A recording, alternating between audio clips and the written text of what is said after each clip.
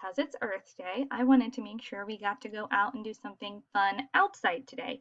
So you can do this later if you're going to go outside on a walk later or you're planning on going out to play, or you could do this from inside if the weather's not so great. What we're going to do is a scavenger hunt outside. It's called a nature walk. And you are going to try and find all of these things in the world around you. So you can either take this out on an iPad or a phone, or you can just write yourself a list. If you're able to, you could even print this off and take it with you.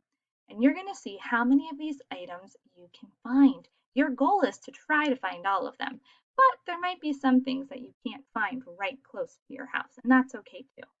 So you're going to get on out there, or from your window, you're going to see what you can find in your area. If you can find them all, I want you to give somebody near you a big high five because you did some awesome work. I hope you enjoy this activity. I know I'm going to enjoy it.